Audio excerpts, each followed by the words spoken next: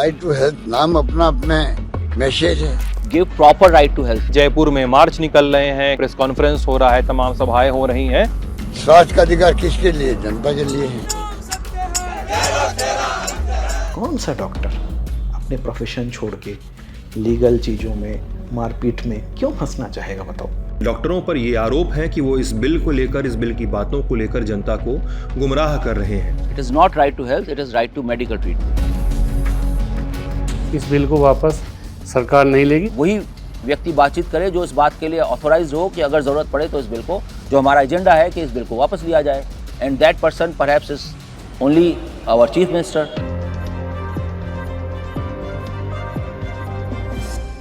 इस साल राजस्थान में विधानसभा चुनाव होने वाले हैं। उसी साल राजस्थान में एक भयानक बवाल है।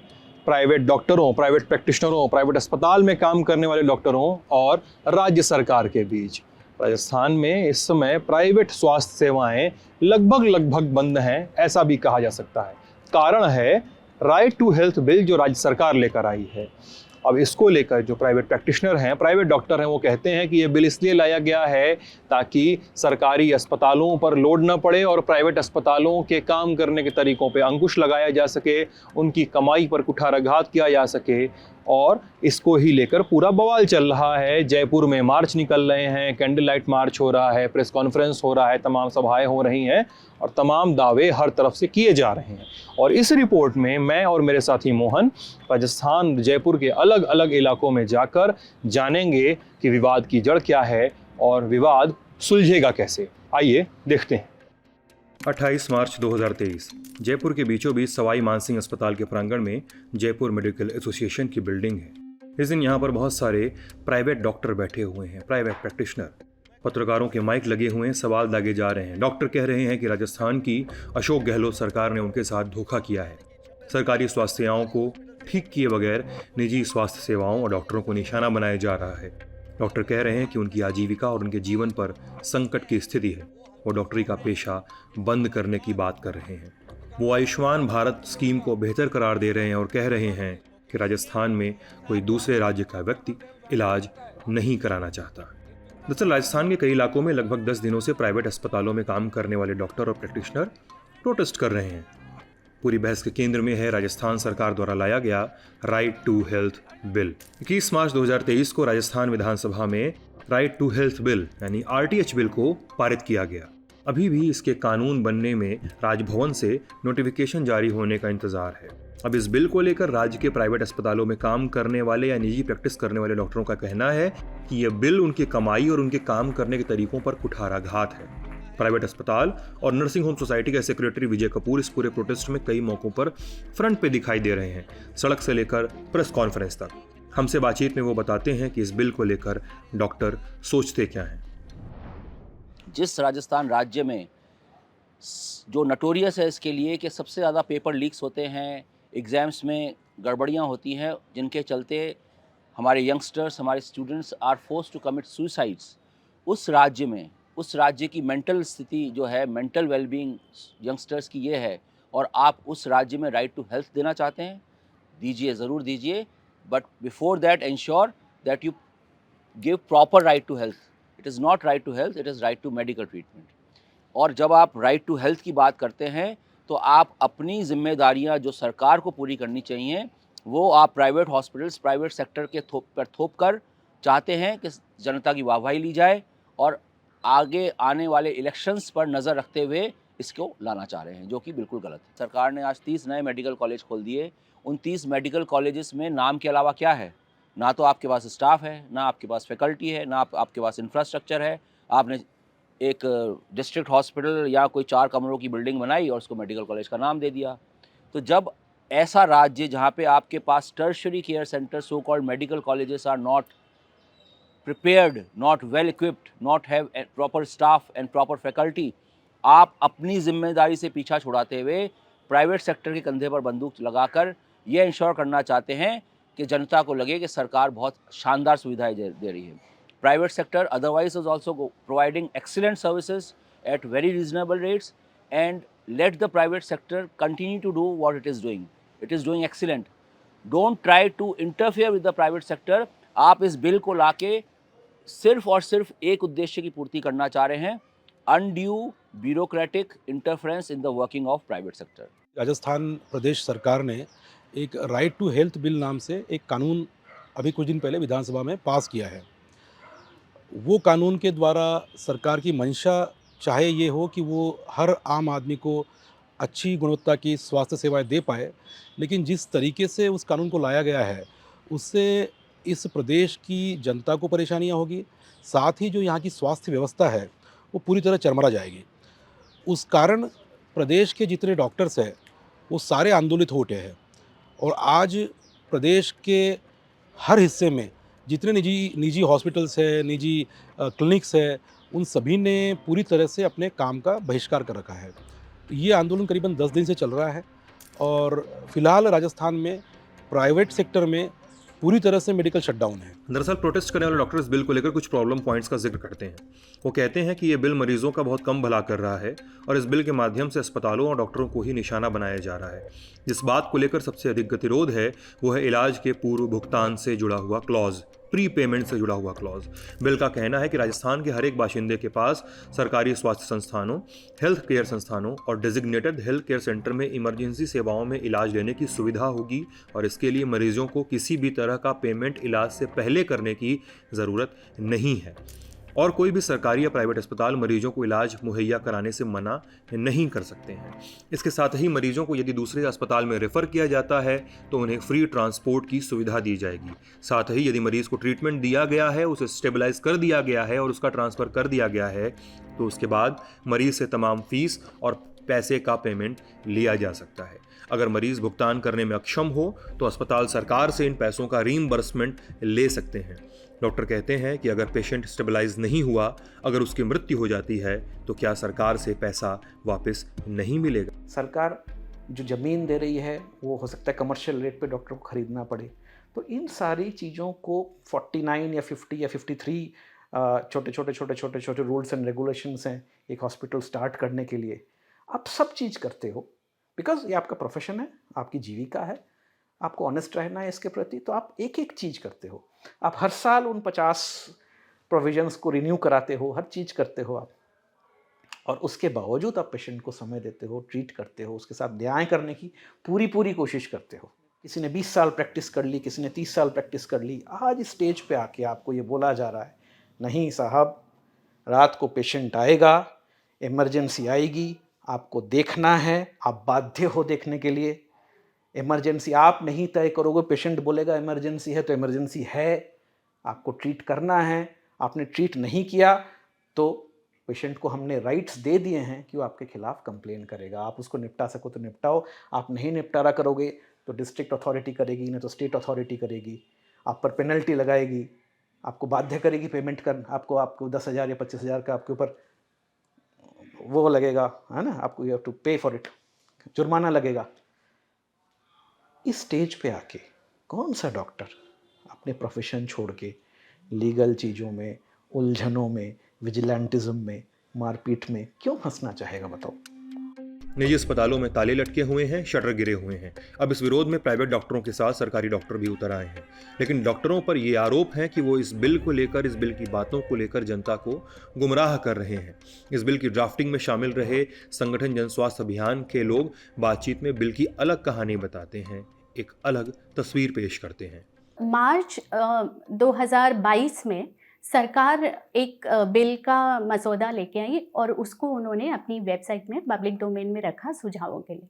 तो वो जो मसौदा था वो हमने जो प्रारूप दिया था उससे तो बहुत ही डाइल्यूटेड वर्जन था, हम उससे बहुत संतुष्ट नहीं थे और हमने लगभग 28-30 पेज के सुझाव सरकार को भेजे। इसी दौरान जो प्राइवेट डॉक्टर्स थे, अन्य और भी जो स्टेक होल्डर्स थे, उन्होंने भी अपने सुझाव सरकार के समक्ष रखे और उन सुझावों को ध्यान में रखते हुए फिर उन्होंने कुछ और बदलाव इस बिल में किए और फिर सितंबर 2022 में इन्होंने इस बिल को विधानसभा में पेश किया। प्राइवेट वालों के साथ तो बहुत वार्ताएं हुई और उनकी जितनी भी मांगें थी वो लगभग सारी की सारी बिल में समावेश की गई और फिर 21 मार्च 2023 को इस बिल को वापस से विधानसभा में रखा गया और इसको पारित किया गया। तो क्या प्राइवेट डॉक्टर बिल को लेकर गुमराह कर रहे हैं? क्या पूरी तस्वीर सामने नहीं आ पा रही है?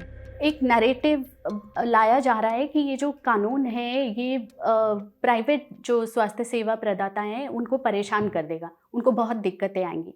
पर मैं ये स्पष्ट कर दूं कि ये जो कानून है ये 90% सरकारी स्वास्थ्य सेवाओं पर फोकस्ड है। इसमें प्राइवेट हेल्थ केयर सेक्टर से रिलेटेड सिर्फ एक ही इमरजेंसी वाला क्लॉज है, और इसके अलावा जो अन्य बातें हैं, जो रोगी अधिकारों की बातें हैं या पारदर्शिता की बातें हैं, वो उन पर भी लागू होती हैं। इसके अलावा कहीं भी सरकार प्राइवेट सेक्टर को किसी भी चीज़ के लिए बाध्य नहीं कर रही है, और जो भी क्लॉज इमरजेंसी का भी रखा है उसमें भी सरकार ने ये कहा है कि आपका जो भी खर्चा आएगा हम भुगतें। तो एक ऐसा नैरेटिव देना कि ये उनके हित में नहीं है, उनको बहुत दिक्कतें आएंगी, कि हम तो राजस्थान में प्रैक्टिस ही नहीं कर पाएंगे, प्राइवेट सेक्टर ख़त्म हो जाएगा, ये बहुत गलत एक नैरेटिव दिया जा रहा है। इसके साथ ही मुझे लगता है इनको ये भी समझना चाहिए, सारे डॉक्टर्स को, सरकारी भी और निजी भी, क्योंकि अब तो सरकारी डॉक्टर्स भी इस एजिटेशन में जुड़ रहे हैं, तो उन्हें ये समझना चाहिए कि अगर कानून आता है और पब्लिक हेल्थ केयर सेक्टर अगर मजबूत होता है, इंफ्रास्ट्रक्चर बेहतर होता है, तो ये डॉक्टरों के हित में भी है। जब ये बिल सितंबर 2022 में पहली बार विधानसभा के पटल पर पेश किया गया तो इसे सिलेक्ट कमेटी के पास भेजने की मांग उठी। एक सिलेक्ट कमेटी बनी भी, जिसमें प्रदेश के पूर्व स्वास्थ्य मंत्री और भाजपा नेता राजेंद्र राठौड़ शामिल थे। इस कमेटी की सिफारिशों को शामिल किया गया, ऐसी भी बात हुई। इसको लेकर हमने राजेंद्र राठौड़ से बात की। उनके बिल पर अपने किस्म के आरोप हैं, कहते हैं कि चुनाव के साल में ये एक जुमला भर है। राजस्थान के लोगों को अधिकार दे रहे हैं स्वास्थ्य का, बीमार होने पर अपने इलाज को अधिकारपूर्वक करवा सके वैधानिक अधिकार दे रहे हैं। क्या ये वास्तव में वैधानिक अधिकार मिल रहा है? जब तक इस पर दृष्टिपात नहीं होगी तब तक इस प्रकार की बातें सिर्फ चुनाव की वैतरणी पार करने के अलावा कुछ नहीं है। क्यों लग रहा है कि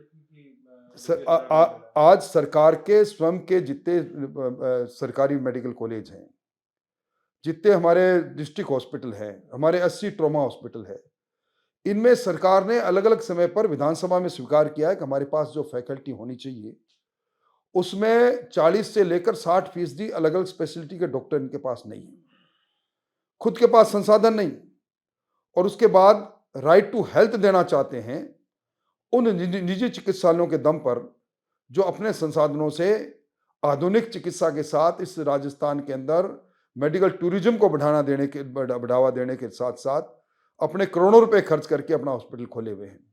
देखिए, निश्चित तौर पर चिकित्सकीय धर्म भी है, हम भी चाहते हैं कि राइट टू हेल्थ मिले, पर किस परिप्रेक्ष्य में मिले, कैसे मिले, ये इस प्रकार का अधिकार है जो देश में किसी राज्य ने नहीं दिया।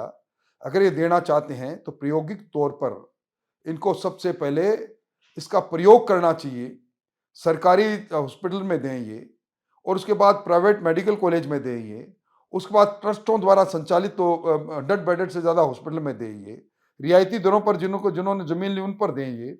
उसके बाद उसको देखें क्या हमारे समाज के वो लोग जिनको हम धरती का दूसरा भगवान कहते हैं, उनके साथ व्यवहारिक बात नहीं हो सकती। मैं सेलेक्ट कमेटी का सदस्य रहा हूँ, जिस भाषा में, जिस तौर तरीके से मैंने दर्जनों बार कहा कि इनको बुलाया है तो इनकी बात सुनिए आप। ये नहीं कि आप इनको डांट फटकार करो, इनको बोलने नहीं दो, बुनियादी बातों पर निगाह नहीं डालोगे। तो हमने सेलेक्ट कमेटी के अंदर वोट ऑफ डिसेंट इसीलिए दिया, वरना हम भी सेलेक्ट कमेटी के सदस्य थे।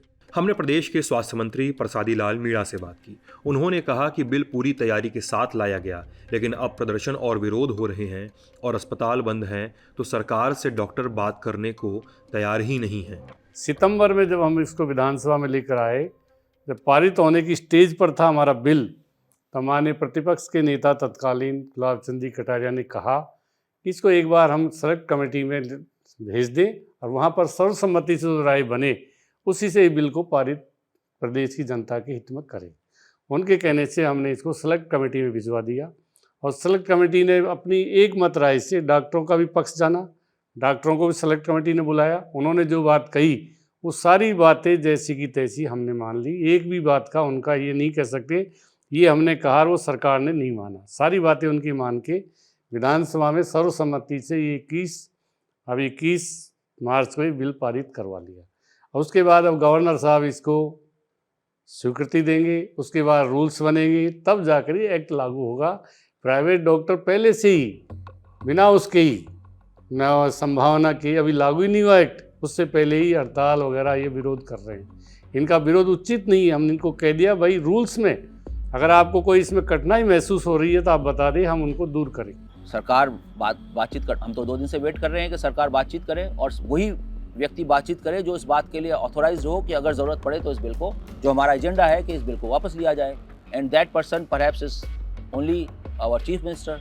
The day, the time, the hour he calls us, we are ready to go and talk to him.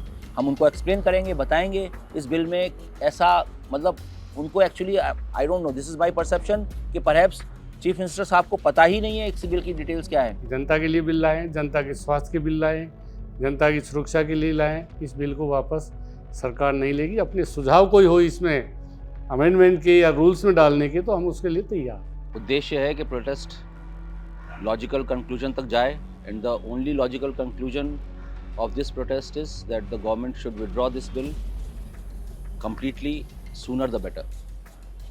Withdraw या amendment? Withdraw, absolutely no doubts about it. लेकिन प्रोटेस्ट कर रहे डॉक्टरों की एक और जिद है। वो कहते हैं कि बात सिर्फ सीएम अशोक गहलोत से ही होगी, किसी और अधिकारी या मंत्री से नहीं। एक और बात है, बार बार जिक्र आता है सेलेक्ट कमेटी का।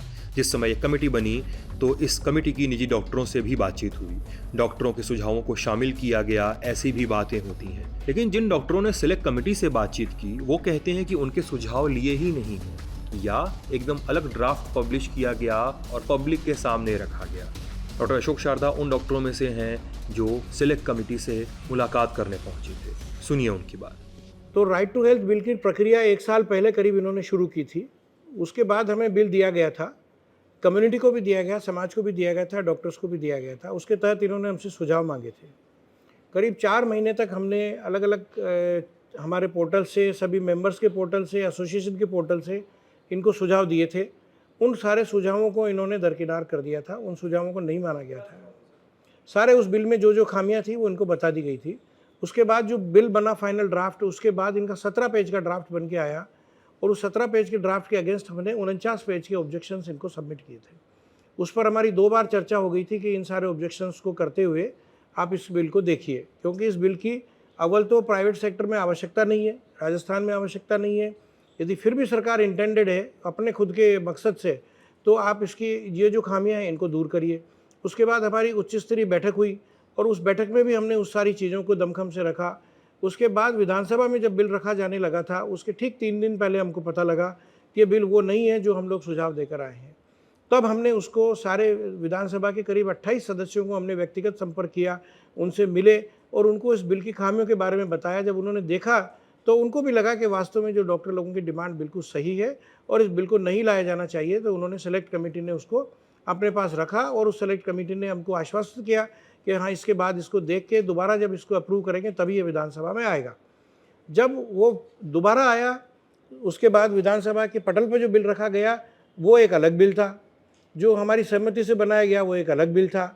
इस प्रकार से ऐसा कन्फ्यूजन, केओस क्रिएट हुआ मेडिकल कम्युनिटी में कि जो हम बात करके आ रहे हैं सरकार उस पर ध्यान नहीं दे रही है। बिल को लेकर सरकार का रुख अब तक साफ है कि ये वापस नहीं होगा। डॉक्टर कह रहे हैं कि उन्हें छला गया, उनकी मांगों को शामिल नहीं किया गया। वो कहते हैं कि इस बिल से पेशेंट कंफ्यूज होंगे, छोटी छोटी खरोंच को भी इमरजेंसी बताकर इलाज कराने की कोशिश की जाएगी। स्थानीय नेताओं और नौकरशाहों का दखल बढ़ेगा, डॉक्टरों के साथ मारपीट की घटनाएं बढ़ेंगी।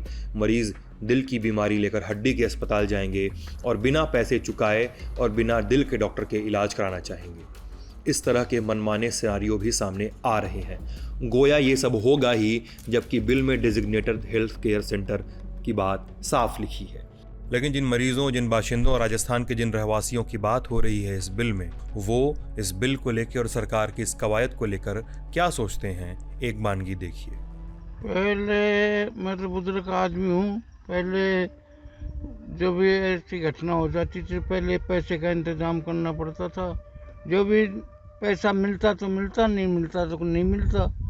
उसके बाद में अगर ये लागू हो जाए तो पैसे की तो ज़रूरत नहीं पड़ेगी, उसका इलाज तो हो सकता है। लेकिन इस झंझट झमेले के बीच प्रदेश की चरमराई हुई स्वास्थ्य व्यवस्था है। निजी अस्पताल की बत्तियां, मशीनें बंद हैं तो सरकारी अस्पताल की ओर मरीज रुख कर रहे हैं। अनशन जैसी स्थितियां हैं। गतिरोध कैसे खत्म होगा? जाहिर है कि बात करने से खत्म होगा और बात ही नहीं हो रही है। अपने अपने दावे हैं और बिल को अपने अपने तरीकों से समझने की जिद